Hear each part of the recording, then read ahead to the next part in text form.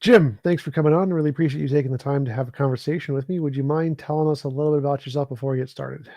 Sure. I'm Jim Slagle. I was educated in philosophy, at least on the continent in Europe, and got my doctorate over there. And I'm currently an adjunct professor at the University of Portland. I'm from Portland for the most part. I was from Boston until I was 6, and then my family moved out here, so I consider myself a native Portlander since I was 6. But that's pretty much it. I've written a couple of books. First one's called The Epistemological Skyhook, which is about, the subtitle is Determinism, Naturalism, and Self-Defeat, because there's lots of arguments, sometimes even just paragraphs in books that say that determinism is self-defeating or naturalism is self-defeating. And so I go over those. And my second book just came out last, The Evolutionary Argument Against Naturalism, which is Alvin Plantinga's version of this kind of argument. And I've written several papers that you can read online or wherever too. So Awesome. Yeah, I'm quite familiar with those arguments as an online atheist. I hear those quite a bit.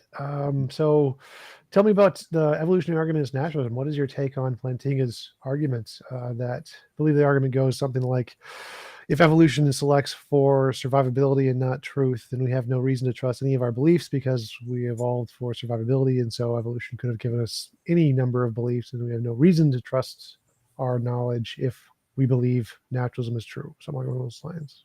Yeah. I mean, I don't agree 100% with Plantinga, how he because I thought it was unnecessary to bring evolution into it, because that's just already going to, it's pouring gasoline on a fire that's already out of control, but I thought it could just be a naturalism, a self-defeating argument.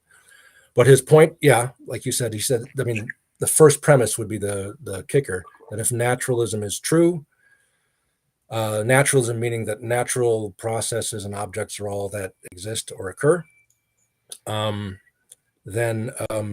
that gives us a defeater for the belief that our minds, that our belief-forming processes are reliable, that they tend to form true beliefs more often than not. And if that's the case, then it gives us a defeater for any belief produced by those processes, our rational processes, which would be all of them. Evolution is such a belief. So therefore, if naturalism is true, we are not rational accepting evolution. That's his claim. Now, so his point is evolution. His point is to say that naturalism and evolution are usually conceived as going together really nicely. And his argument is that there's a dichotomy between them. You can accept one, but you can't accept both. That's his point. It's kind of really trying to stick the blade in under the rib cage there, What is your take on it? I think it works. I think it's unnecessarily provocative. Well, maybe I shouldn't say unnecessarily, but it's provocative. Because, like I said, I wouldn't bring evolution into it, because that just makes it harder for people to even hear the argument. I mean, so many people think that the evolutionary argument against naturalism is supposed to be an argument against evolution, and it's not. It's saying, granted evolution, then naturalism the case. Now, granted, you could deny both naturalism and evolution, but I'm not doing that. I don't know if Plantinga believes in evolution. I have no idea. But I do. I reject naturalistic evolution, naturalism in general. But that's the rough idea behind it. And so that's naturalism or evolution, but not both. Now, a further problem that I would point out, which is why I think it's unnecessary to bring evolution into it, is that say you accept that and say you can accept naturalism or evolution, I'm going to stick with naturalism. You can do the same thing with naturalism. If naturalism is true, then our belief-forming abilities are not reliable, in which case any belief formed by them would not be trustworthy, which would include naturalism itself. So you can't stick with naturalism, right? You can accept evolution and reject naturalism, but you can't accept naturalism and just keep going. That's how I would put it. Although, I mean, obviously it's an argument, it's controversial for a reason. I'm not expecting to win lots of people to my side necessarily. I think it's So why would theism be preferred to naturalism in this case? And yeah. what? Well, I don't actually argue that theism is preferable. I'm a born again Bible thumper, but that's not part of the philosophical case I make. That's I'm just arguing that it's a negative argument against naturalism. So obviously, I have to propose something beyond nature and naturalism, but I don't really go too far into that. I don't really assess what needs to be done, what needs to be added. Well, the Having argument said I would just to clarify, the argument I would take would be something along the lines of, normally a theist would say something like God gives us true knowledge or something along those lines. And I would say that we can parody that and say naturalism is equally as capable of giving us true knowledge. And so even if naturalism is true, that doesn't preclude us from having knowledge. For the same reason that even if God is true, it doesn't preclude us from having false knowledge. It's possible that the nature of whatever the ontology of reality is either has some quality that gives us true knowledge or gives us false knowledge. And simply the fact that naturalism is true doesn't tell us one way or the other. So, like, say a calculator is designed, the designer could have designed it correctly and it gets good math, Yeah. or it could have designed it incorrectly and gave it bad math. right. And so either way, it doesn't really tell us which is the case. Mhm. Yeah, no, that's right. I mean, but both of those points would really hold to true belief, not knowledge per se, not justified true belief or whatever you add to true belief to make knowledge. I think what you said is completely right about, well, I'll get back to that. I'll just say it's true belief. But the problem with naturalism is that if you have true belief that's being brought about by just the natural processes, by purely natural processes, etc., then it becomes difficult to say that you believe it because it's true. You believe it for some other reason. You believe it. The ultimate reason why you believe it is for something other than because it's true.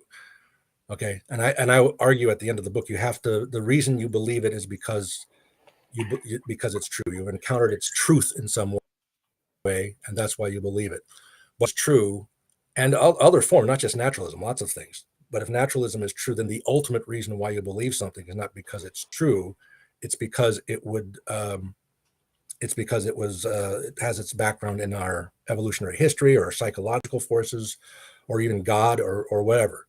It would have this other reason for why you believe it, and as long as that's the case, then if those other causes brought about false beliefs, you would have no way of knowing.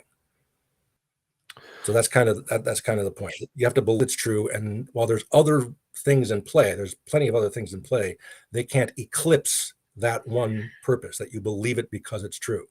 Because otherwise, if there was something that eclipsed it, then whether it's true or false would be irrelevant to your believing of it.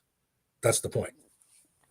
Do we believe anything because it's true? Like, to me, it seems like we always need some kind of epistemic means to gain some kind of belief that it's true, but we never have access to truthiness, like the noumena phenomena distinction. Like, we don't have access to the way reality fundamentally is in and of itself. We only have some kind of appearance of it through our brains, through our sense experience, whatever.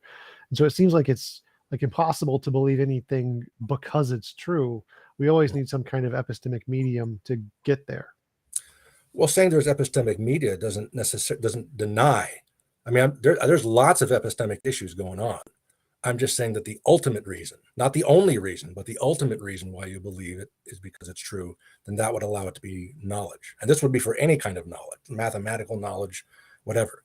But and if the ultimate reason is something else or doesn't exist or whatever, then you wouldn't believe it because it's true. Now, as to the noumena phenomena, I don't think encountering truth would be like the noumena. I think we directly encounter truth. So I don't think, for example, that sensory knowledge is, I think the senses are an aspect of developing sensory knowledge, but I would say that when I look at something and see it, I'm directly perceiving it. I'm not, even though there's like a medium there by which I'm perceiving it, I think I directly perceive it. The same with like moral knowledge, all kinds of knowledge. I think I just directly perceive that these things are true. So I think you do encounter the truth of these things. They're not, the truth of something is not a physical aspect though. It's not something that you're encountering, it's kind of an ephemeral idea that of the truth of X. I'm not sure what you mean when you say believe something because it's true. I don't follow, because I don't see like the truth of it being a reason to believe anything. And it doesn't seem like the fact that it's true could ever be a reason that could like justify it. It seems circular, just to be like, well, I believe it because it's true. Or like, Yeah. you need some like intermediary step there. You couldn't just say, I believe it because it's true. It seems, I don't understand how you could ever believe anything simply because it's true. I don't understand that sentence. Well, first I'd say it's not simply. There's a lot of other things in play. But when I say like the ultimate reason is that it's true, that means that like in other parallel universes, right, possible worlds, another reason why you would believe it, a different reason other than its truth that eclipses that its truth. So whether it's true or not, you would believe it anyway. Okay. So that's what I would say. So believing, I'm not saying that's this is like the method in the sense that you believe it because it's true, and so you can just stop talking and just say, I believe it because it's true. I'm done. I'm trying to define the concept of knowledge. So I believe this in order for you to believe anything, or to have knowledge rather of anything, you have to believe it. There has to be an explanation for the belief. It has to be a good explanation for the belief. And it has to be my explanation why I believe it. I don't have to originate the explanation for it, but I do have to make whatever explanation there is, my reason, whatever, for believing it. So like, say we had two worlds. We both believe the world is round, and in one of them, you're in the matrix, and so the world's actually flat, and you just don't realize it yet. But our reason in both worlds is the novel predictions of science, testing the Euclidean geometry of the world, and looking at the phases of the moon, doing all the different tests. They're all the same in both worlds. So using these as our basis to come to the conclusion that the world is round. But in one, it's clearly false. So how would you? What is the difference there in your statement that you believe because it's true? How would that apply differently in these two cases? Well, it would be the same. In one case, it wouldn't be knowledge because you wouldn't believe it. Again, I'm not trying to provide a method for how you determine whether particular beliefs are true or not, or whether you believe it for the right reason. I'm just trying to. It's an abstract definition of knowledge that I'm addressing here. Well, I'm getting lost in the believe it because it's true, because it just seems like you're saying that sentence seems to just be synonymous with it's true. So like, it's true that the world is round, therefore I have a justified belief due to my knowledge of science, and it happens to be true that the world is round, therefore I have knowledge in this world. But if I was in the matrix world, I would still have a justified belief that the world is round because I have the same information. It would just be false. But I don't see like the sentence believe it because it's true. Those like, it's, I don't, that those words don't meet together in like a coherent way in my brain. Like, it seems like if you just say it's knowledge because it's true in the world where it happens to be the case where the world is round, that makes sense. Yes, it's knowledge in that world. It's not knowledge in the other world because it's false. But I don't understand what adding believe because of in front of the truth adds to that sentence. Well, let me put it to you, just looking like flat Earth, round Earth. People believed like 3,000 years ago or 2,500 years ago that the Earth was flat, right?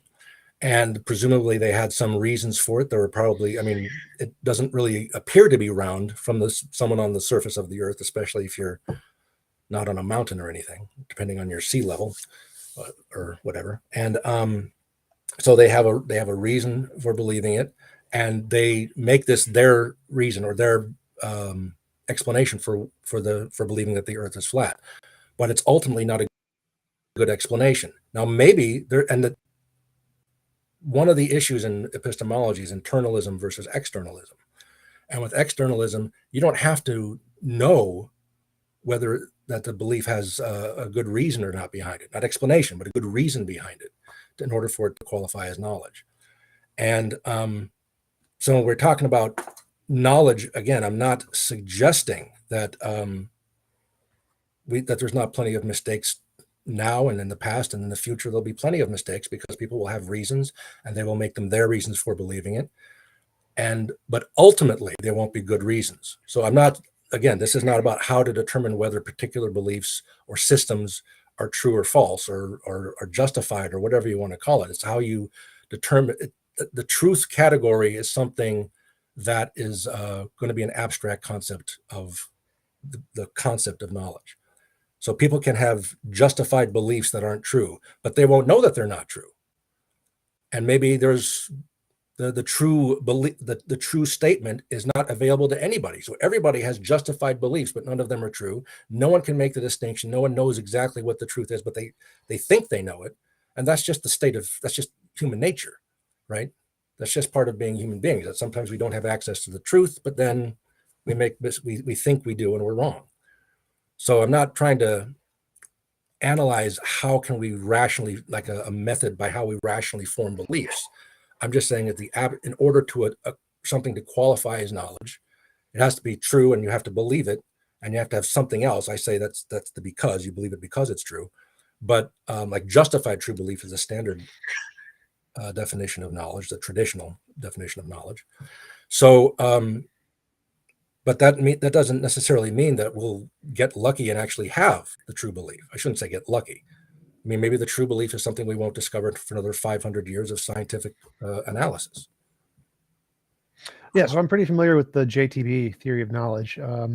And in that definition of knowledge, like you can't say, do you know that you know it? Because it's asking, do you have a justified true belief that you have a justified true belief? And so if you have like a justified true belief the world is round, and you ask, do I have a justified true belief about my belief that the world is round? It doesn't make any sense because it's not your belief that you believe the world is round can't be true. So you can't, it's not possible to have knowledge, to know that you know, because you can't have a true statement about your belief that you believe the world is round. It can't, it's just an opinion. So I don't understand how that applies in your definition. The believe because it's true. I don't understand that criterion. I do agree that you need a third criterion. That's true, but I don't understand what your criterion is exactly. Like, is it a fact of the world? Is it a fact of your mind? Is it a correspondence fact? I don't get it. Well, it's not. I think it's not the third aspect of knowledge. I think it's the second. Right? You can have justified beliefs that aren't true. Now you'll think that you're doing the right thing, but just because maybe you're even being completely responsible. It doesn't change the fact you can have justified false beliefs. So when I talk about so I think it's the second element. I mean, people who thought the Earth was flat 2,500 years ago, not the people who think the Earth is flat today, they don't have justified beliefs regardless, right? But people who thought that 2,500 years ago, they had justified false beliefs. And so since it was not a justified true belief, it wasn't knowledge. They thought they knew that the Earth was flat, but they were wrong. And 500 years in the future, certain things that we think are knowledge, that are justified true beliefs, will be proven that will be justified false beliefs and will be wrong, right? So it's we can be completely. Yeah, so it seems like you're just using believe because it's true to be synonymous with truth. Like those. No. It seems like no. I'm connecting the two. There's a debate in epistemology whether whether the truth and the justification have to be connected, or the belief and the truth aspects have to be connected. You believe it and it's true, and then whether justification connects the two, or whether justification is just a third element to be added onto it. And I'm saying it's something that has to connect the belief with the truth. Justification often captured that because it said that you had a good reason for believing that that the proposition was true. And so you believed it because you thought it was true in some level. But you can also make many mistakes. You can have justified false beliefs.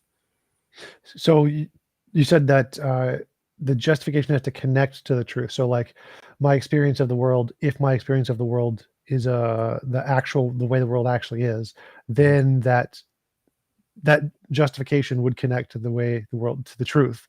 Whereas if I was in the Matrix, my experience of the world would not connect to the truth because it would be a delusion of some kind.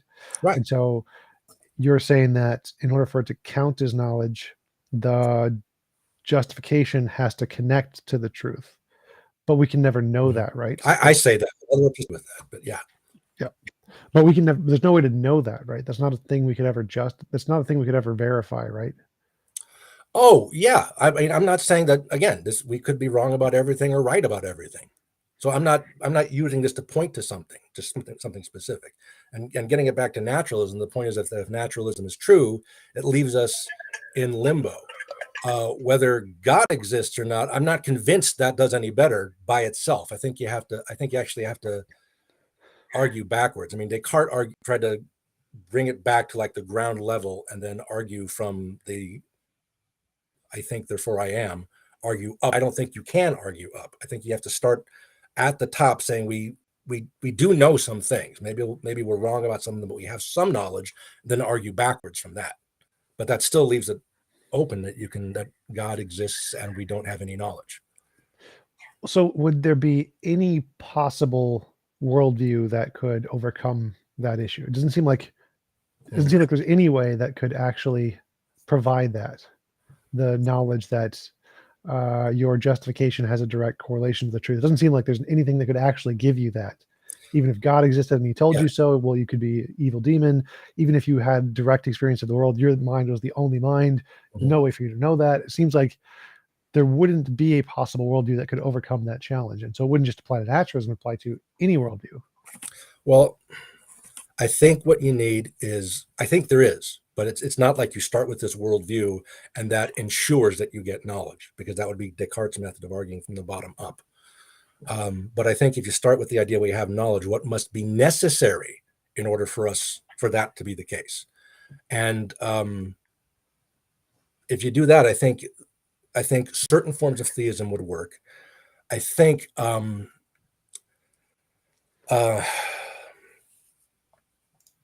friend of mine wrote a book recently where he's not a theist, he's an atheist, and he argues that there are necessary truths that are like necessary moral truths in addition to necessary logical truths. And he doesn't say necessary. He would say or logical truths. He would say necessary. I forget what he calls them. But this is William Talbot.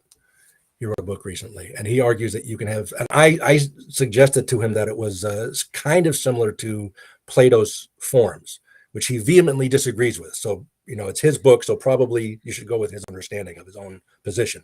But it's something like, I say, it's vaguely something like that. So you don't need a God to explain that. And if his system works, then that would be a way to ensure that we could have knowledge without the existence of God. I disagree. I think you do need something like God. I think you need something that to bring the two parts together. The connection is not the connection between contingent facts of the physical universe and the necessary facts of knowledge and certain truths are different, and so they have to have something to put them together.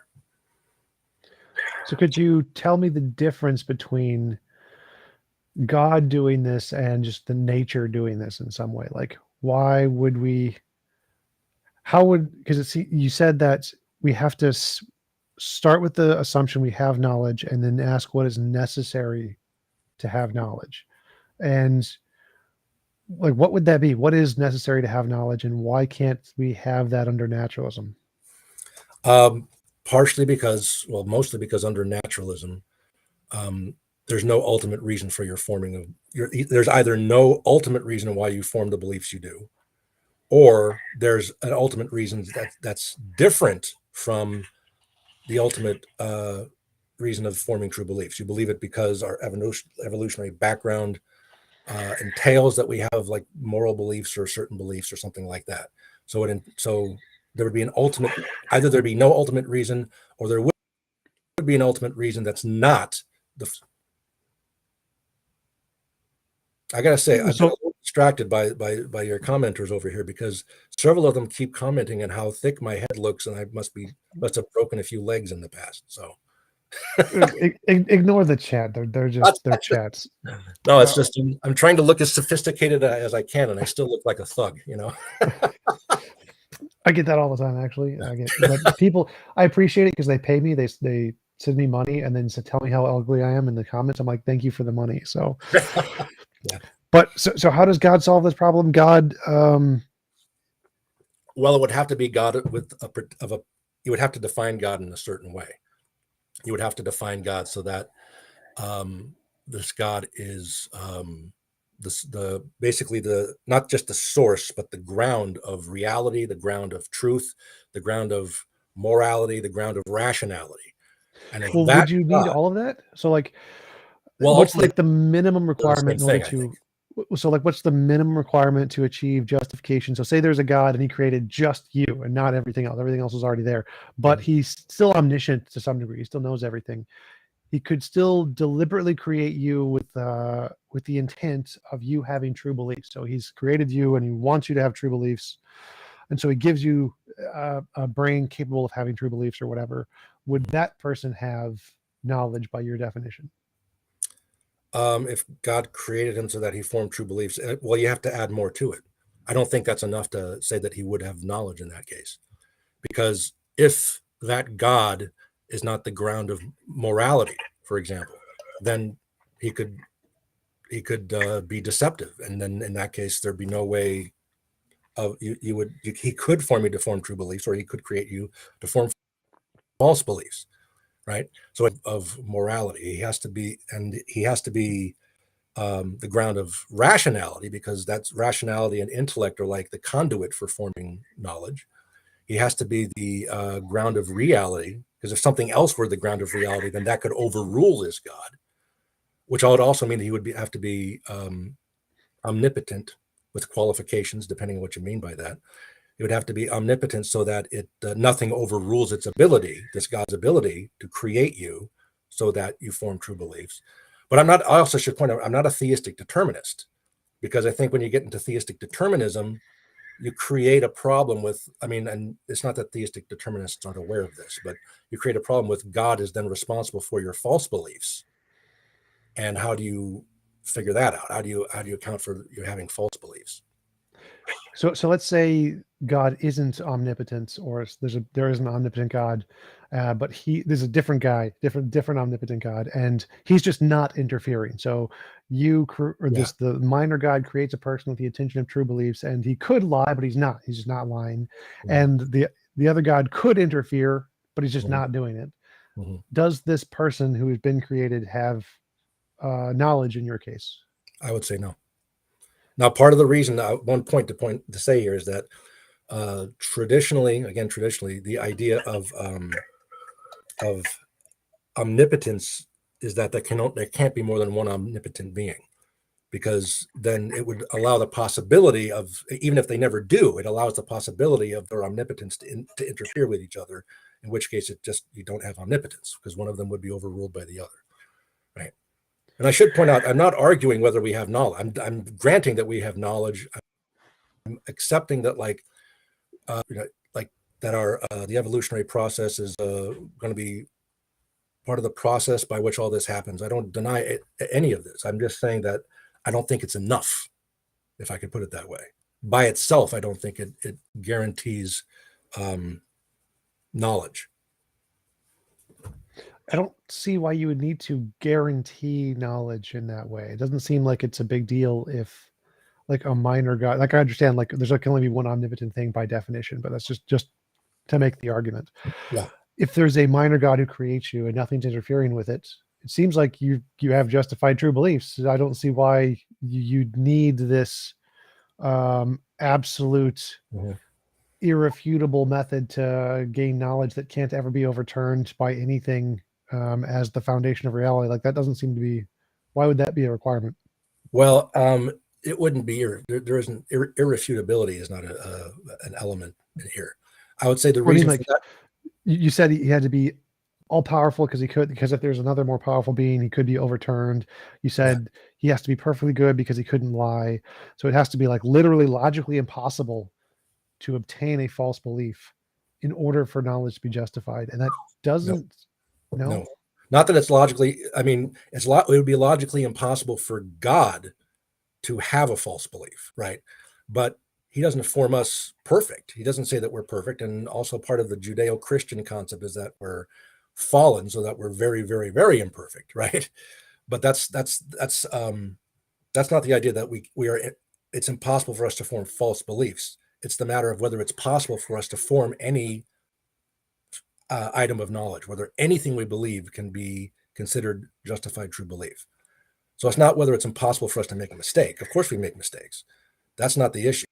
well, yes. So to clarify, for any given fact, it is impossible for us to get that one fact wrong ever. Essentially, Even then, I'd say no. It's a hard point. I'm not saying for a particular fact. I'm saying that in the pantheon of beliefs that all human beings have throughout history, it's possible for one of them to be knowledge. That's all I'm going with. Now, I think there are, in fact, many items of knowledge that everybody has, right? You know a lot of things. I know a lot of things. But to make this point, I'm just saying that it's possible for us to have, and in order for it to be possible for someone, somewhere, sometime to have an item of knowledge, it would have to be. Then it can't be the case that something could overrule the conditions that make knowledge possible, because if it's just if it's not a perfect being, if it's not a supreme being, something else that forms us and does so with good intent and aptly, all this, and so we form those true beliefs, and that there's a higher reality, but that higher reality doesn't interfere. I don't think that would be enough for knowledge to be the case, because it would be possible for that higher reality to interfere. So the necessity is just on the physical case of the ground of existence or anything like that. It's not on us. There's no necessary stuff for us because we're contingent. We're not necessary. We're contingent.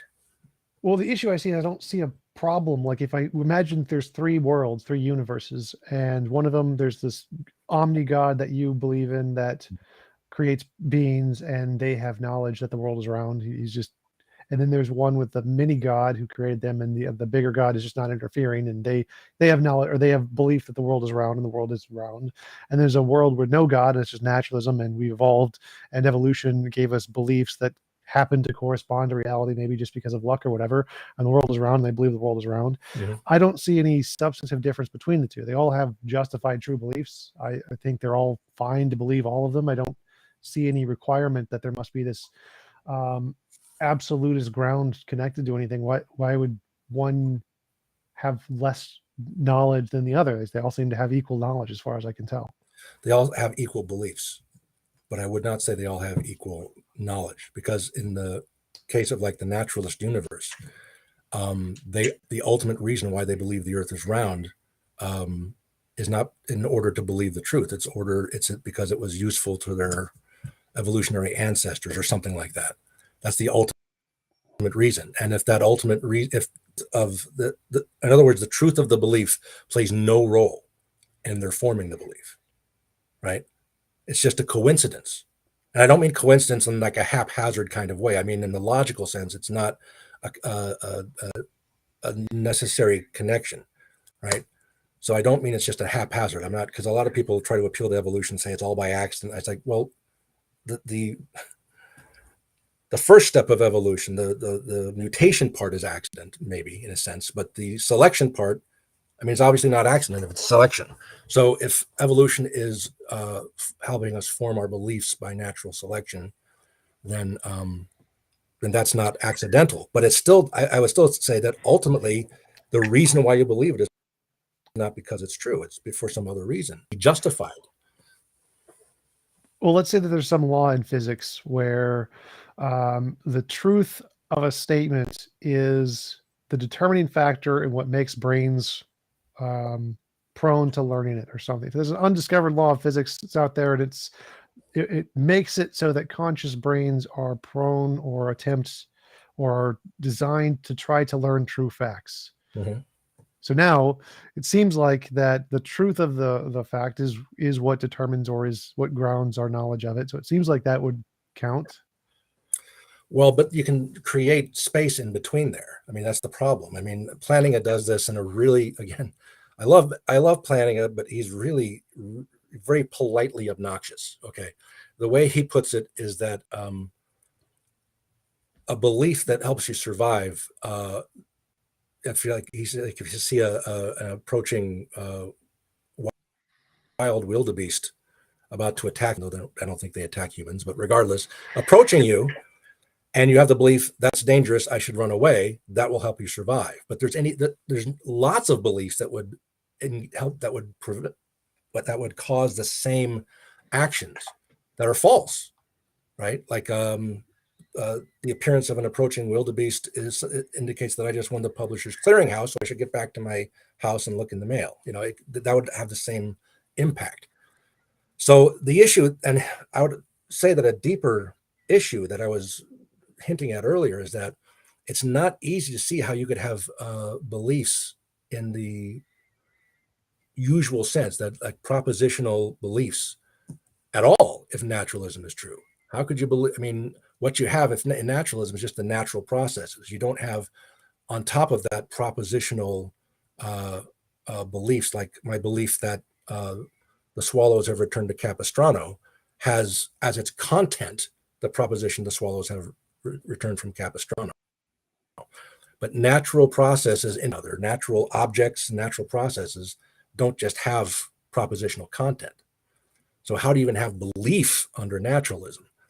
And then if you skip that and say, okay, you can have belief, how do you have belief that's true? And then if you grant that, then how do you have belief that's relevant to the actual circumstances?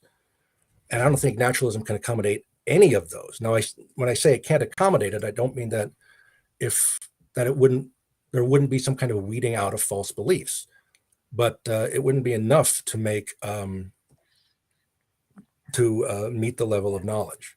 Now, you can also just deny my level of knowledge, because I am setting a kind of high standard for knowledge. I grant that. Oh, yeah, I definitely would. I say that I don't think your standard of knowledge is realistic. I don't think you could have changed that even with a God, because it just seems like you're begging the question. It's like you seem to have defined, in my worldview, there is a being who is a bunch of omnis, and so nothing can overtain it, and its ultimate goal was to create us with true beliefs, and that's why we can have knowledge. And I can just say, okay, I can just say there's a law of physics that's an ultimate omni, has no consciousness, but nature is such that it makes brains with true beliefs. And of course, it can allow for false beliefs. There can be other laws that can go against it, but ultimately this law is the supreme law that is unchangeable, necessary law, and it is determined to make brains that are have true knowledge.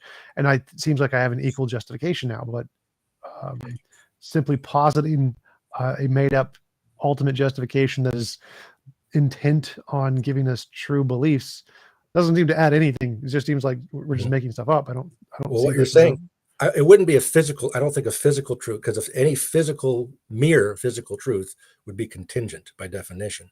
But if you do something like with William Talbot, like if you, instead of saying a physical reality that just, there's a natural law or a metaphysical law that just produces brains that form true beliefs, that would be like what William Talbot does. And that is definitely a route you can take. I mean, I would suggest reading his book is called Learning from Our Mistakes. So that would be a way to meet my requirements without God. That would be a way to do it. Well, one objection there is I don't think physical things are necessarily contingent. There's no reason to think that there could be necessary physical things, just like there could be necessary non-physical things. Like there would be no reason to think that physical thing couldn't be necessary, because there are physical things that are outside of space-time. That's the consensus in physics about quantum fields. So I don't see any reason to think that physical would necessitate it being contingent for any reason. But universes aren't necessary. I mean, it's logically possible for universes to not exist. Or it's logically possible for God to not exist. Well, it seems like, according to theists, it's not a supreme being. And I'm not giving it on to it. The definition, at least as it's usually understood of a supreme being, is that it can't not exist. It's logically possible for it to not exist. Right. So the justification, Well, so the justification for it being necessary is that theists imagine and define it as such, in which case I can just imagine and define a law of physics as such. And so they have equal justification for being necessary beings. And so if Mhm. that is the requirement for knowledge, is to imagine and define a thing as such being necessary, well, I can just do that for a law of physics. And it Mhm. seems like I would get equal justification there. And so I don't see why naturalism couldn't just do the same thing, because it seems like all we're doing is saying there is something we don't know, and we're going to posit a god of the gaps, a filler for the whole, which kind of fills in the thing we don't know, which is our grounds of absolute knowledge or whatever. And we could fill it in with either God or naturalism. I mean, naturalists just don't do that because we tend to go based off of empirical evidence of some kind. But it seems like we could. It seems like there's nothing stopping us from just doing the exact same thing the theist is doing and saying we have this ultimate super ground law of physics that necessitates true knowledge and gives us direct beliefs of truthiness. Mhm. I don't see why that would be any different from what the theist is doing. Well, part of it, like I said, I mean, if the physical universes are contingent, there don't have to be physical universes. In that case, there couldn't be a physical necessary truth, but there could be a metaphysical necessary truth that doesn't involve God. But physical necessary truths, that's, I mean, necessity is used in different ways, obviously. And I'm using it in the logical sense that any possible reality that a necessary truth would be true in. But there are possible realities that are not physical realities. And so there wouldn't be a physical truth that would hold of those realities. And so it wouldn't be a physically necessary truth. Well, I'm not following this. So I don't care about the universe. I'm saying quantum fields. Quantum fields, the foundation of everything, is necessary. The universe is like an expression of the quantum field. The quantum field is what's necessary. It's non it's physical, but it doesn't have it's outside of space and time. Mhm. And that seems like all we need. I don't Well, see in how. what sense? So there couldn't be I mean, I don't know quantum fields. I'm not into that subject, but there couldn't be a reality that's not physical and does not involve quantum fields. Because I've never read a philosopher of science who said anything like that. I mean, all philosophers of science that I've read have said that all physical worlds are logically contingent. They could have failed to exist. Right. So I'm going further than that. I'm saying that scientists are much more modest than theists, and they don't go beyond the evidence. But if I wanted to, I could become a arrogant scientist and parody the theistic argument and say, nope, quantum fields are necessary. They're logically necessary. You can't have anything without a quantum field. Quantum fields are required for any change of any kind. They're required for the law of causality. I just assert all of these things and give you lots of philosophical arguments for all these things. But Mhm. ultimately, scientists don't do this because there's no like arrogant scientists like that. But I There could. are too. There are arrogant scientists like that. There are. They Well, just like, we don't pay attention. You know, you and I don't pay attention to them. That's all. well, no, I don't think any scientist actually claims that there is a necessary being that is a quantum field. I don't think that's the case. I don't think Okay. necessary being ontology is a thing in science. I don't think any scientist claims that. But if we wanted to, we could. I don't Mhm. see any problem with us doing the same thing theists are doing and just changing the noun of God to the noun of quantum field Mhm. and making up a physical necessary being in order to plug this hole of this God of the gaps in our definition of knowledge. And so I don't see the advantage of theism in this case. Mhm. Uh, and obviously, I would prefer the scientific route of just saying, no, we don't need a necessary being. There's no reason to assert a necessary being. It doesn't, like, we need some kind of like empirical evidence for that anyway. But even if I don't if think we you do. want to require that Yeah. we need a necessary being, it seems like we could just do that on naturalism and assert a natural necessary being. Like, what? I Mhm. don't see the advantage of the theistic God here. Well, if it's necessary, I would say it would not be. I mean, you can define as a natural being, but if you're going to say that it is necessary across all possible realities, then I would say you're meeting the conditions that Bill Talbot did in his book. That would be something similar to what he does.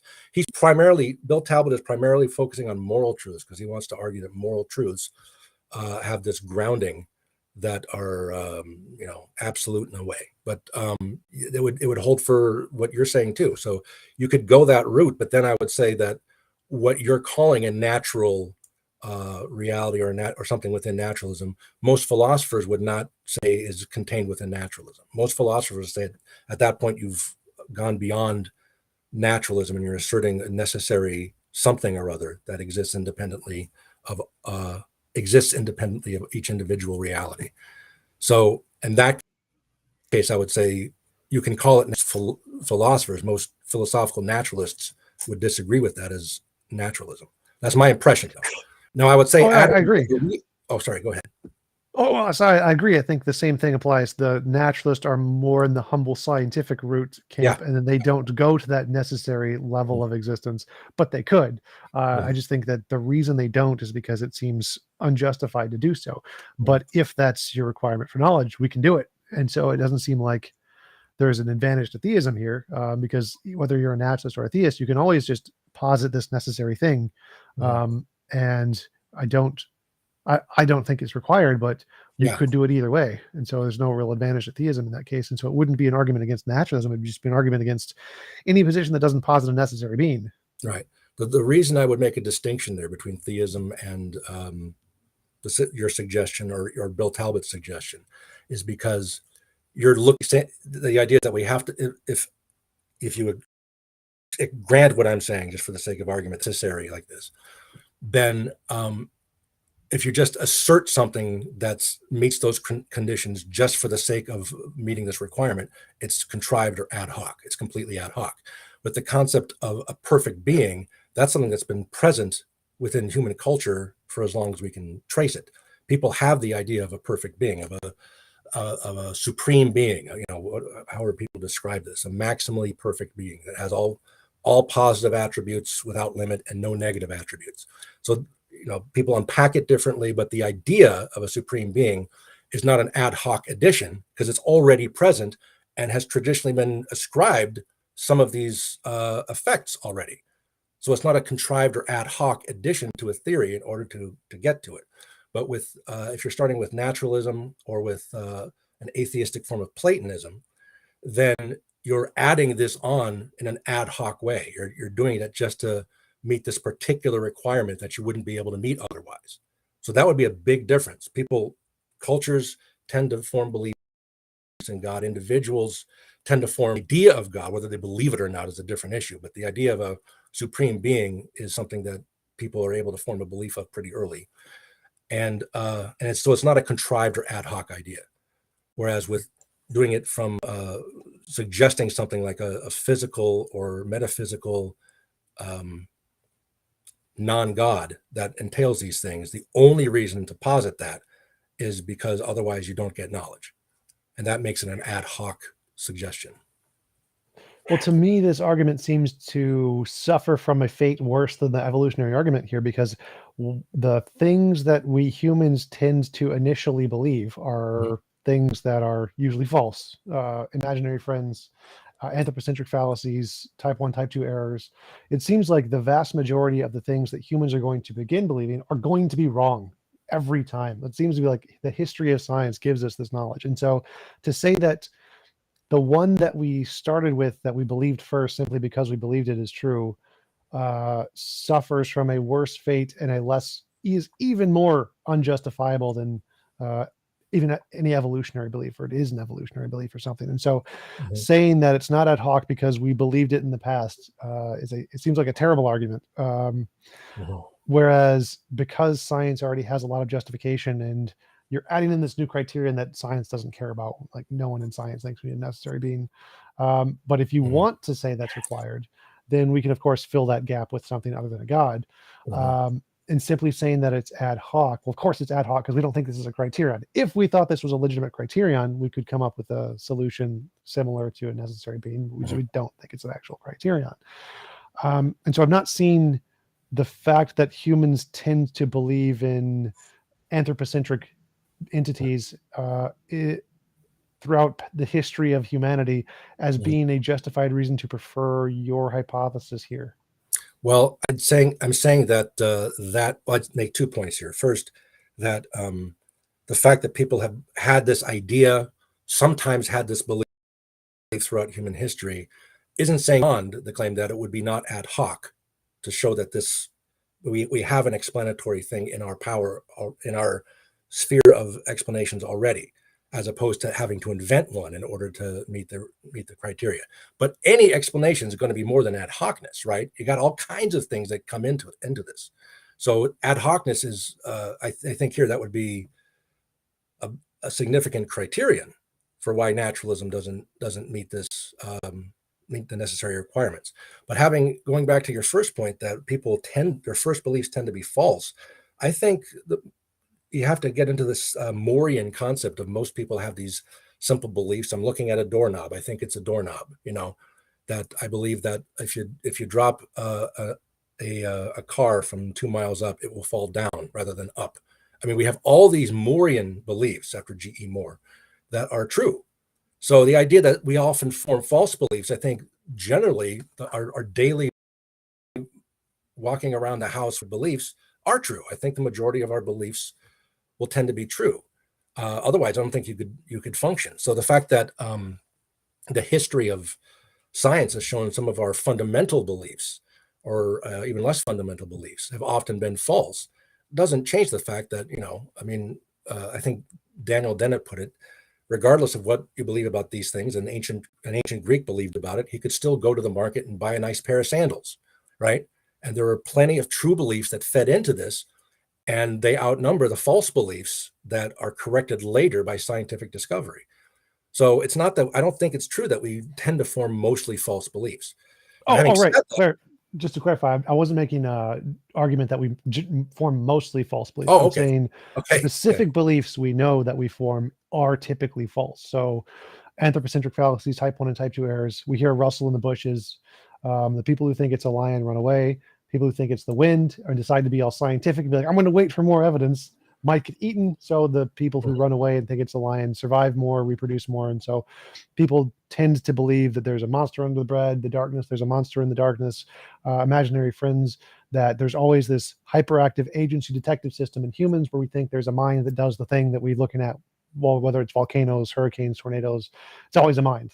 And that typical conclusion is wrong pretty much every time it involves anything it's not bigger wrong than humans. I mean, I'm interacting with you and I'm assuming you have a mind. It's not bigger than humans. now. So whenever that's applied to something bigger than humans, it's wrong every time in human history. There's never been a correct case, as far as we know, that's ever been verified that it was correct when it was bigger than just a human made a pot. Well, I don't know about the vast majority of time bigger than human. I don't know, but I would just say that philosopher. I came into philosophy. I was not a Christian. I in my mid-20s, I decided I was going to sit down and refute Christianity to set my conscience at ease, and I ended up arguing myself into it.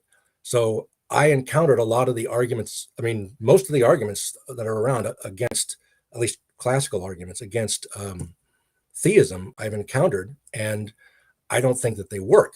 Now, I'm not saying that they don't have some strength to them. I just don't think they ultimately prove their point. So I would say that we have this belief. It seems, or at least we have this concept of a perfect being.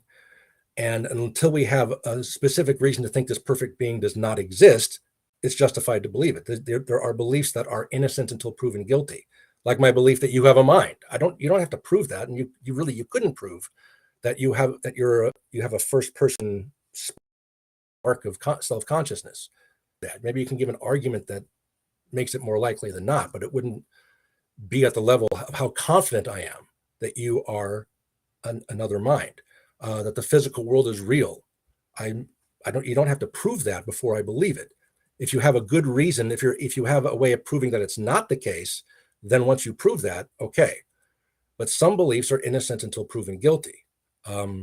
Because if that's not the case, you're just left with complete skepticism. I mean, a belief is guilty until proven innocent. So you have a proof, but then that proof is another belief, and that has to be proven. That has to be assumed guilty before proven innocent, and it's an infinite regress, and you never know anything. So some beliefs have to be innocent until proven guilty, and I think, and I'm not going to push this, but I think, Plantinga does say this, that there's a big debate in philosophy over the last several decades on this, that belief in God can, not always, but can be one of these innocent until proven guilty beliefs. Until we have Until someone has a reason to think that that God does not exist, they're justified God does exist. And so you're saying it's always, and no, to get back to what you were saying, that all of our beliefs about minds that are bigger than Humans. a human being are always proven false. Well, I'm not convinced. I don't think that would prove that my belief in an ultimate being would be proven false, because I don't think that belief in a supreme being is something that was built up. That you're starting with something simple, and then you build up to something slightly greater than human beings, and then slightly greater and slightly greater. You know, maybe there's a world mind, maybe each tree is conscious, and all this, until you get to an ultimate supreme being. So what I'm saying when I talk about it not being an ad hoc belief is that people seem to be starting with the concept, at least, of and unpack it. So I don't think it's a matter of building up and then, and since every step would be false, that therefore the top step is also false. I think that the top step is something that we start with, whether we accept it or not, but it is a different issue. But most cultures throughout history have believed, or at least had the idea of a supreme being. And again, how you unpack it is different. Muslims unpack it differently than Jews and Christians do, right? The idea of a perfect being. Well, sure. So the way I see it, I don't think we start with that belief. I think we start with a brain which identifies agency in everything we don't understand. So we see something we don't understand, we think it's an agent. And that applies to every level, whether it's supreme being or what caused the volcano or what caused lightning. If there's something we don't know, because of our hyperactive agency detection system in our brain, which is what we start with, we label it with a mind of some kind of agency did the thing we don't understand. And so since that method of our brain has been proven false so synonymously throughout any case that just wasn't a human, that methodology is something we have a defeater for. We have a defeater to say that, no, if you think there's an unknown like creator of the universe and it's a mind like a human, you're probably wrong, because it's probably your hyperactive agency detection system. And that seems like a much more plausible evidential based position, rather than saying, well, people like always had this belief forever and they started with it, therefore it's reasonable to accept as not ad hoc. Well, it wouldn't be ad hoc, regardless whether you like it or not. But I would also say my reading of the evolution of religion, right, is that the idea that we started with those beliefs and ascribing intentionality in minds and building up from there. My understanding of that, what was his name? Evans Pritchard, something like that. Beliefs like that, or claims of evolutionary development like that, have been largely rejected by the evolution of religion scholarly community for like half a century or more. That this is something that you find in like the late 19th century and first half of the 20th century. I could be wrong because that's not my field, right? But I have read into that subject, and what I have read said that this idea that it builds up from this to belief in a supreme God, that has been long rejected. That's what my readings have told me. Okay. And I'm not reading Christians. I'm not reading theists. This is just like people I've read on this subject. Now, having said that, I would also say ad hocness is a very important element in forming a rational hypothesis.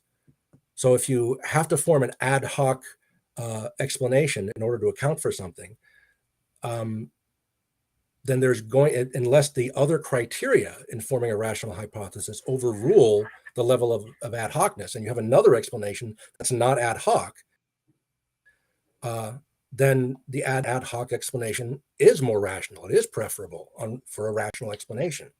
Now, the objection elements that could overrule that and make the new explanation that is ad hoc, but it's still a better explanation. There's all kinds the ad hocness doesn't really matter here, because again, this is like an argument against naturalism. So if I can add an ad hoc position in naturalism that solves the problem, well, then it's not an argument against naturalism anymore. So it doesn't matter if it's ad hoc. But the point here is that simply saying that naturalism doesn't work because we don't have a prior hypothesis of naturalism to explain this thing that naturalism doesn't care about, obviously doesn't work, because obviously we can add in new things to naturalism. We can make up a new hypothesis, make up a new law, make up a new necessary natural thing to solve these problems.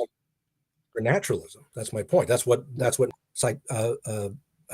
naturalist philosophers say, that if you do that, so that's necessary, and you're doing that, then it's no longer naturalism.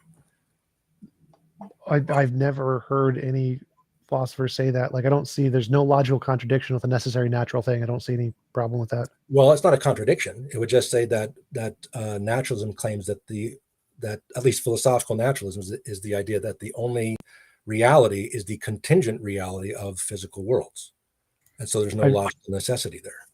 I've never seen that anywhere in any definition. Maybe I've read, I couldn't people. I don't know, but that's what I've read from the naturalist philosophers that I've read. That's the claim of naturalism. As far as I know, naturalism doesn't use the terms necessary and contingent in its ontology. It's just not a part of the ontology. It's like a theist ontology. And then I don't see any, there's no contradiction with just saying there's a necessary natural thing. I don't see why that would be a problem. Well, again, I just say that for saying that there's a necessity, a logical necessity, or as Bill Talbot says, a metaphysical necessity. That's what he prefers to describe it as. But saying that there's a logical necessity to these things is something that you're saying that naturalism doesn't involve an ontology that involves those terms. Like, okay, but the claim is that an ontology that accounts for certain things would have those terms, regardless of whether a naturalist ontology acknowledges it. That's the argument. The argument is that there has to be something necessary. Right. Just to clarify, we've gone astray from my original argument here. Now we're kind of debating some of the underlying issues. We've been debating some of the underlying issues for a while, it seems.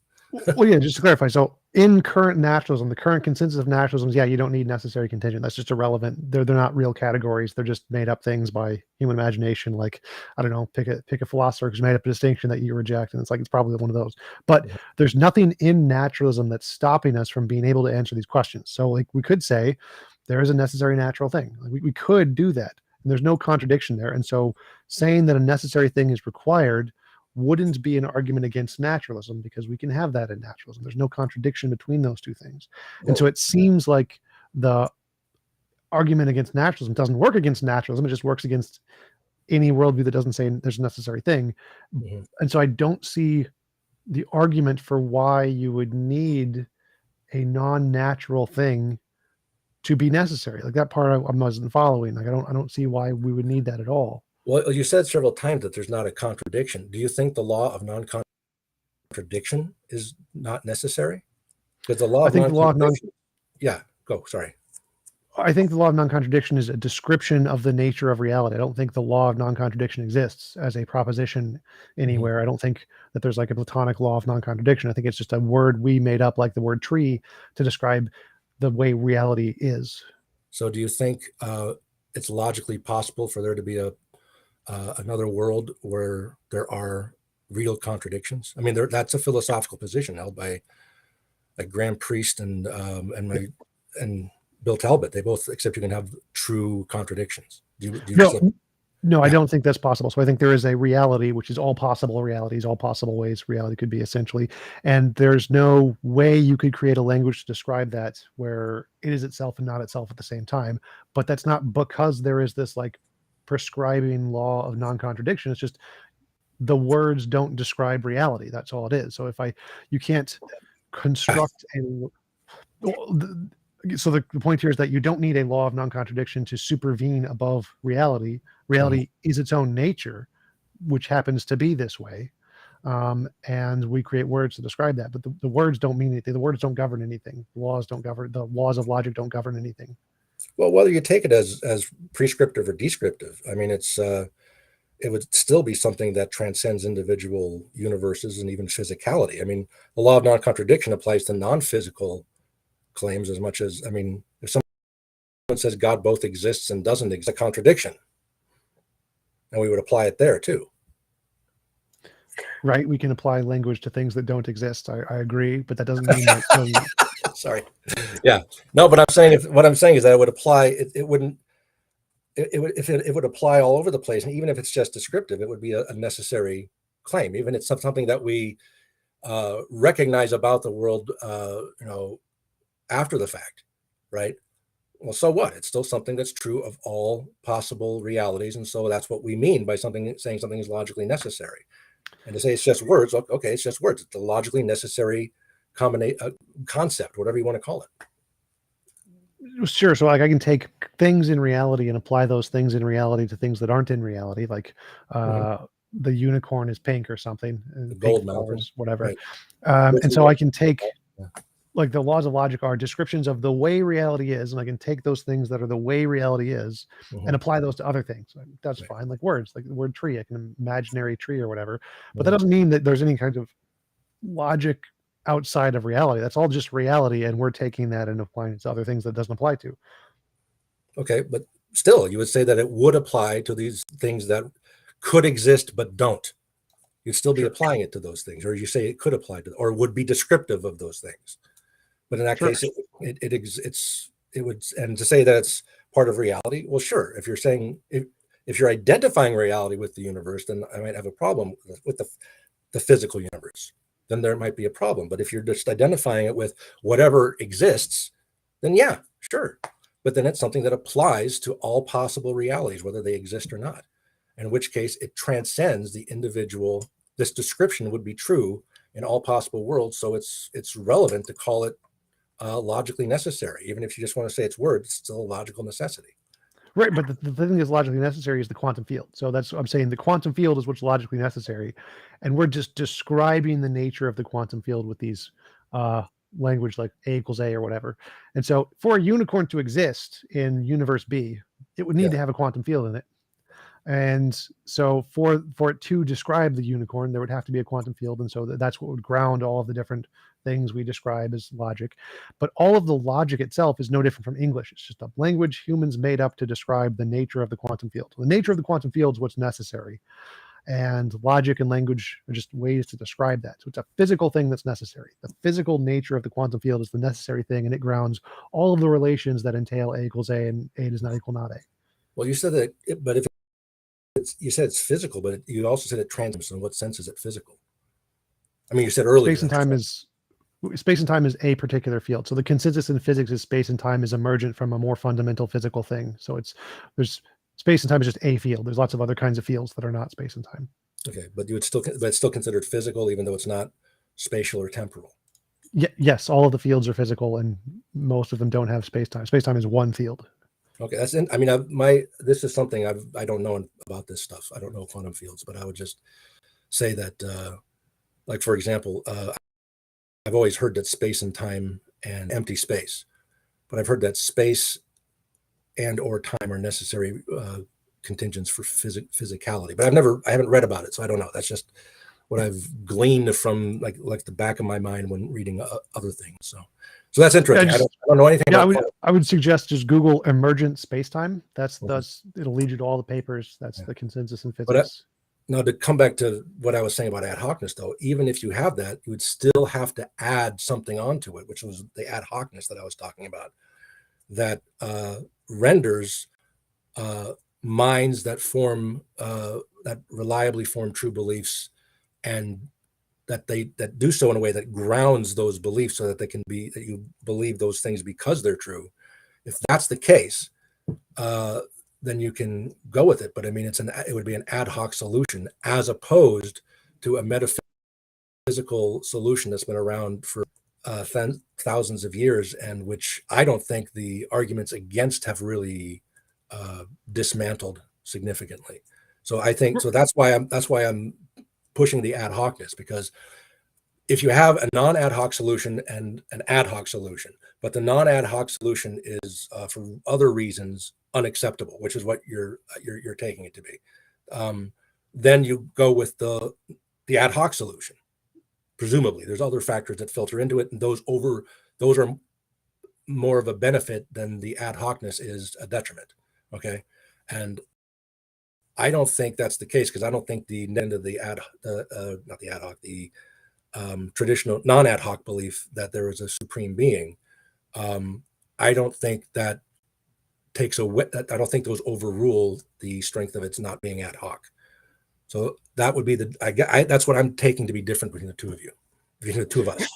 Right. So there's two parts there. One is that if this is an argument against naturalism, all we need to show is that there's a logical way for naturalism to explain it, and then it wouldn't be an argument against naturalism anymore. So that's the first thing. And we can make up as in order if you have like an argument against, I don't know, unicorns, you can make up as many ad hoc things as you want to show unicorns are possible solutions to whatever the argument is, just to show it's not a counter to unicorns. It doesn't matter if they're ad hoc, because the point is just to show this doesn't refute unicorns. But then there's the question, like you said before, of which theory is better for particular reasons. And if the theory, the ad hoc one, is preferable because the other one has lots of problems, then we would go with the ad hoc one. And that's the second question. So the first question is this an argument against naturalism? I would say no, because we can ad hoc add in necessary natural things. So this isn't really an argument against naturalism. It's only an argument against contemporary versions of naturalism, I think. But the second thing is, I think that the supreme being methodology seems to be pretty terrible for my position. It seems to be nothing more than I've gleaned that from the discussion. Yeah. To me, it seems like Zeus creates lightning kind of a thing. It seems to be exactly synonymous with, well, Zeus creates lightning. Well, look, there's a big lightning thing. Who did it? Zeus did it. And that's essentially synonymous. And so I don't think.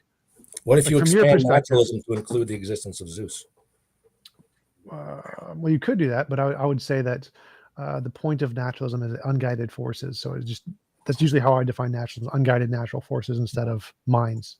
You usually just use those as contradictory terms. But it's, if someone came up to you and said, I have this theory that Zeus creates some kind of phenomenon we don't understand yet, and you said, well, I could explain that with naturalism or a different hypothesis, just making up a different thing, like, yeah, let's say it's a bunch of random particles in the sky bunching into each other. Well, that's ad hoc. You just ad hoc make up like a bunch of particles in the clouds rubbing together. I have this theory of Zeus. Zeus was not an ad hoc theory. We already had these beliefs of Zeus for thousands of years. Which do you think is more rational here? Like, the fact that they had beliefs of Zeus for tens of thousands of years or whatever, prior to this ad hoc explanation of physical forces, or the fact that, well, we know that's probably this thing where humans make up beliefs about minds doing stuff, and it's probably the physical forces things has a lot more grounding in past experience of actually solving problems. So this combination, using a combination of known principles, particles, and laws in physics to solve the problem, even if it's only ad hoc or hypothetical, still seems to be better than positing things that we don't have any evidence for, like non-physical minds. Well, let me ask it to you this way. Let's say that the first person who proposed that the earth was round said the earth is round because the bottom of our feet are curved, and that's in order to walk around on the surface of the earth. Now, that's a true belief, but and the person who thinks the earth is flat says that, well, it's because it appears to be flat. Everywhere we go, it seems to be flat. We can see for all whatever the evidences would be. And they would have some degree of a rational belief for thinking it's flat. It would just ultimately be incorrect.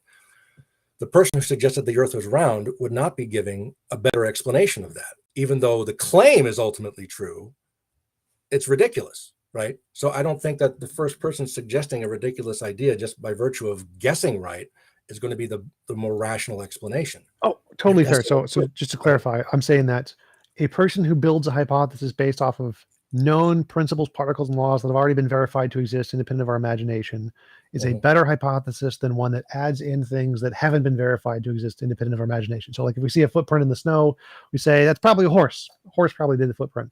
And somebody says it's probably a unicorn. It's probably wrong. That's a bad hypothesis. Don't go with the unicorn. Horse is much better here because it's a combination of other things that have independent verification. And so in the case of lightning and Zeus, if we say, you know, like there's lots of physical forces that we know about. We know that we can interact with them. We know that they cause things. We don't know about any kind of non-physical minds that interact with the universe in this way. And so building a hypothesis based on the natural forces hypothesis is kind of like the horse, whereas adding in this mind thingy seems to be more like the unicorn. And I say the same thing would apply to mind thingy. Yeah. It's a good word for a rock band. Sorry. But yeah. So I see that the reason it's better is because it's a combination of principles, particles, and laws that have been verified independently of our imagination, whereas the mind hypothesis seems to be adding in parts that haven't been verified to be existent independent of our imagination, and we have pretty good reason to think they are part of our imagination. Well, I disagree with the second part, but I would say with regard to what about the first person who sees a meteor strike? They wouldn't have something that they knew already existed. Or even what about the first person that encounters, or just the first scientists who encounter a a divot in the ground from a meteor strike, and they posit maybe there are these things that come down. It looks like something that might have been hit by an impact, and they're scientifically speculating about this, but it's a reasonable claim for them to make that even though they haven't observed it, they still can assert that this is a good explanation. Oh, right. So my argument here is that the good explanation is one that's using combinations of things they know about in the past and have good evidence to believe in the past, and never adding new things in that we don't have reason to believe in the past. So, like, if we saw a crater, adding new explanations in that you don't have would be ad hoc. well, I would include that. It doesn't matter if you believe it in the past. Like, if you happen to believe in spirits, if they didn't have good evidence, I'd say it's still terrible to add those into the hypothesis. So, say someone believed in spirits for thousands of years, but they didn't have any good evidence for it. They just believed it. And they use the spirits to explain the lightning bolt. I'd still say that's pretty terrible. I'd like, nope, the better hypothesis is still the one that's using combinations of things that have been like empirically verified, rocks hitting each other, particles, whatever. So it's like in your toolbox of possible things you can use as an explanation is the things that have been empirically verified, particles, rocks, hurricanes, blah, blah, blah, whatever. And then there's the things that have not been empirically verified, spirits, ghosts, magic, miracles, et cetera, et cetera. Other minds? And what do you say? Other minds can't be empirically verified. The minds of yeah. I'd say that we can actually empirically verify them, because to empirically verify doesn't mean direct experience of the thing in and of itself. You can say indirect observation is still observation. So we can't directly see neutrinos, but we can see their effect. We say if neutrinos exist, they will cause this effect. We observe, we see the effects, neutrinos exist. And so we can say if other minds exist, they'll do this effect. And if we see the effect, we can infer other minds exist. So I can say we can indirectly observe.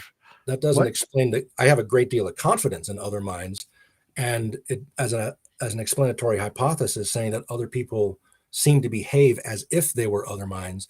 That does not justify at all the confidence I have that other minds exist. That would make me say, I think it's more plausible that other minds exist than not, but I'm much more confident than that.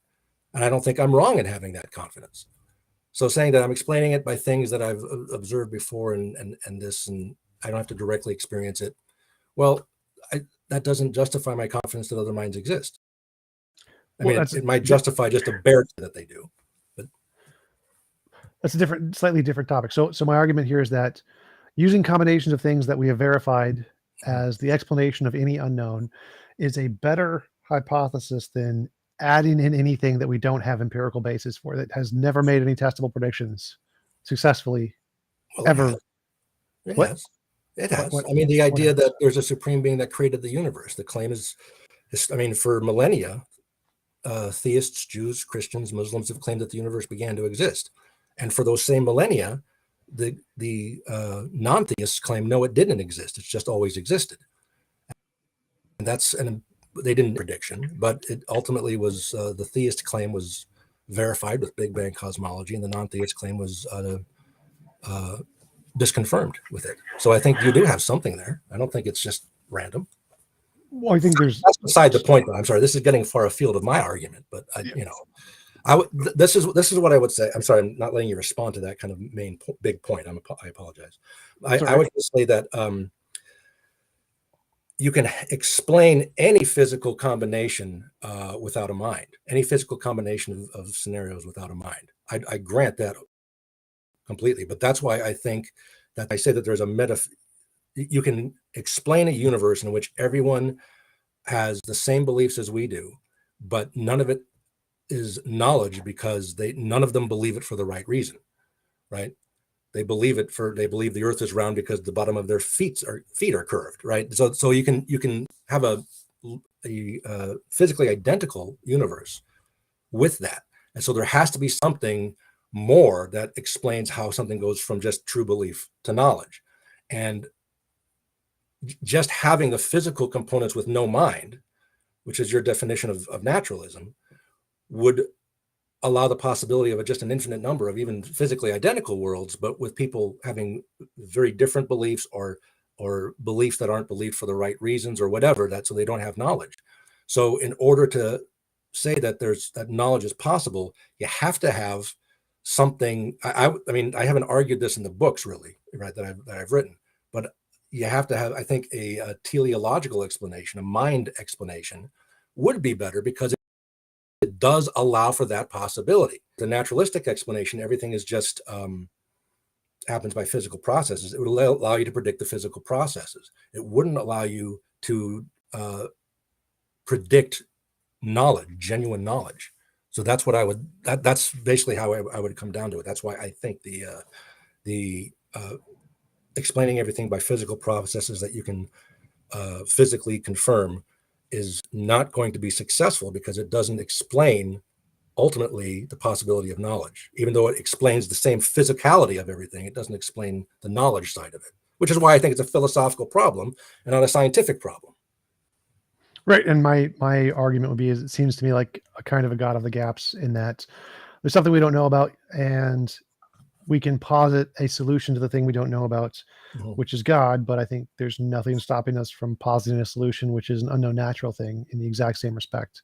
Well, I don't think And I it's a don't think God of the gaps. I don't think it's a God of the gaps, because I'm not saying we don't know what could possibly do this. We're saying we have a reason for thinking that mindless processes would not achieve this philosophical point that I'm making. We have a specific reason for thinking that. And so in light of that, I'm not filling a gap with the concept of God. So I don't think it's a God of the gaps argument at all. Well, it seems like the intelligent design argument for DNA, essentially. It's like, the probability of DNA forming on its own, given our known processes, is very, very low. Therefore, God did it.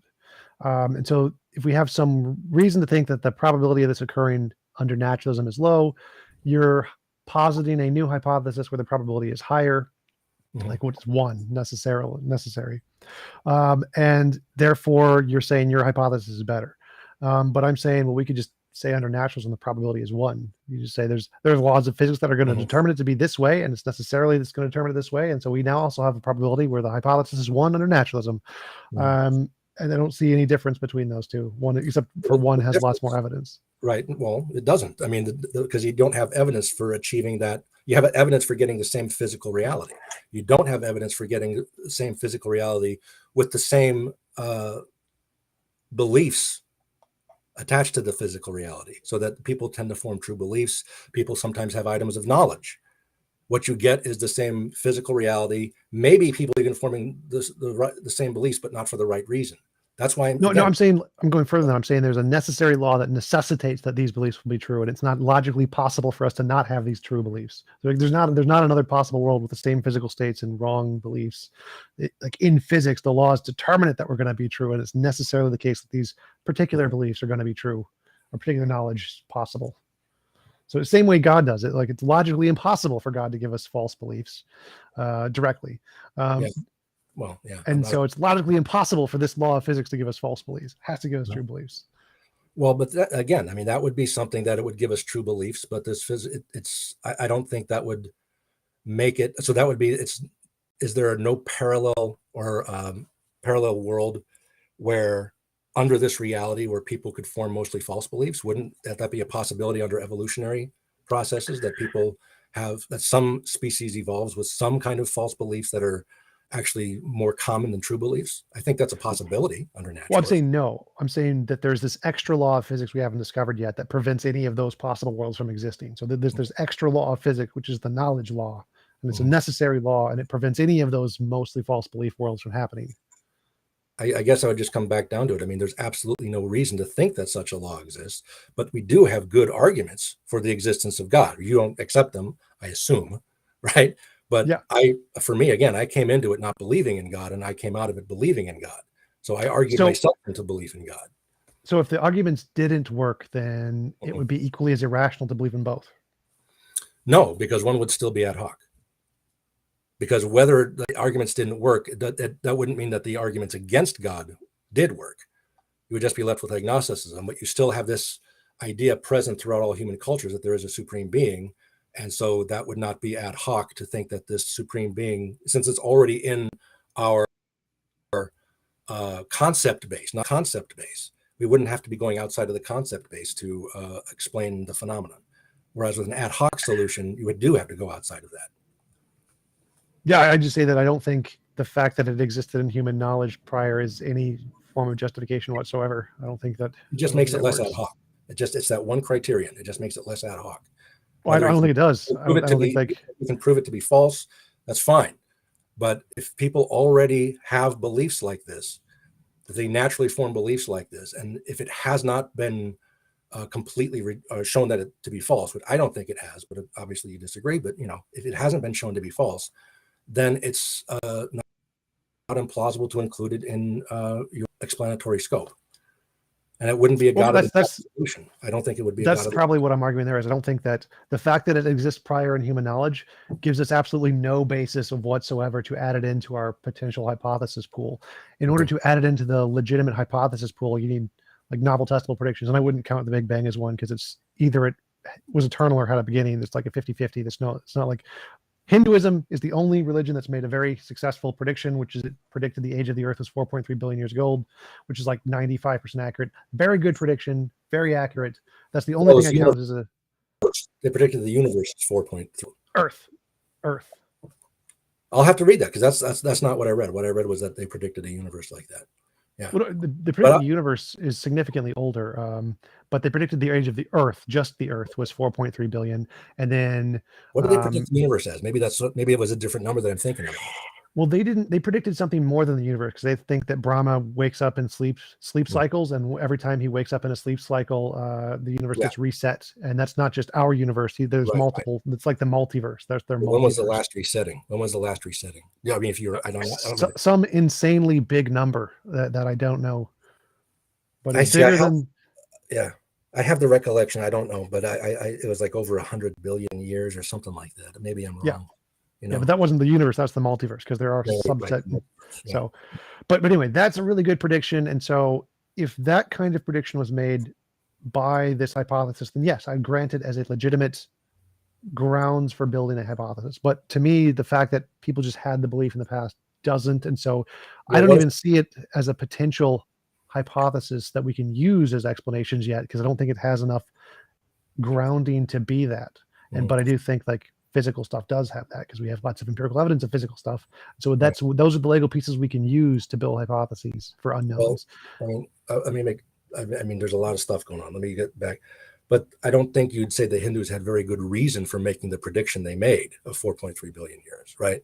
It was just they got lucky. They had the reasons why they believed that were different from the reasons that we presumed to be the right reasons.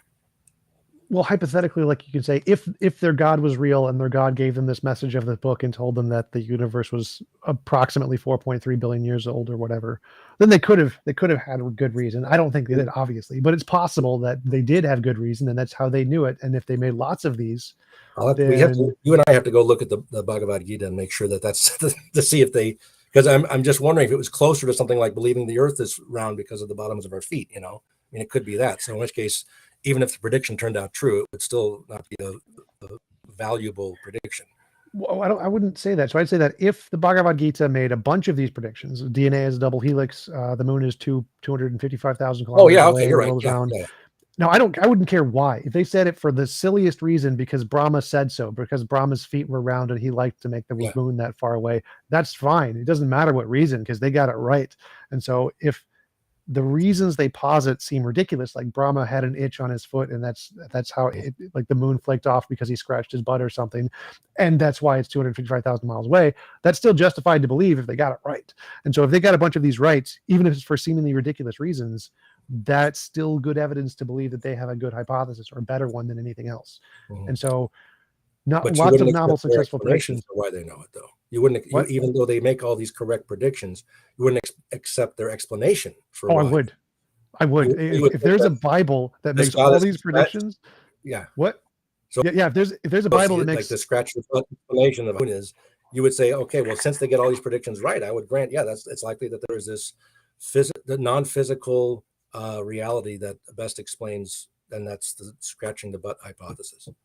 Yes, 100%. Like if there was a Bible that said got all these facts right, and they got it right first 6,000 years ago, it doesn't matter. Whatever it says, that's reasonable to believe anything in that book, because it gets things more right than anything else we have.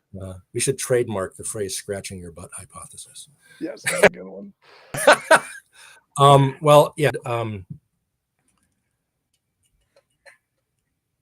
I lost track of what I was saying. I said there was going to be two things, and I did the Hindu thing, and I forgot what the second one was.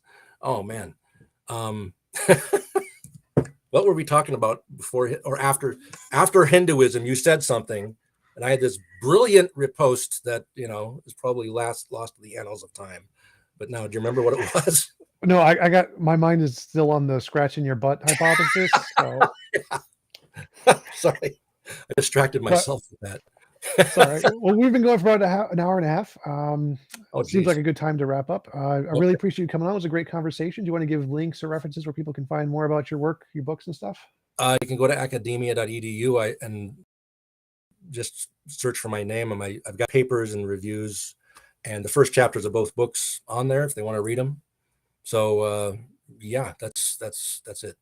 And also look in the future for God scratching his butt hypothesis .doc. Awesome. .com. Yeah. Add in my orchid so I get like a co-author thing. That'd be awesome. Yeah, of course. Yes. Awesome. Well, thanks again for coming on. Really appreciate it. And I will let you go. And I hope you have a wonderful day. Thanks. You too, man. It's a pleasure.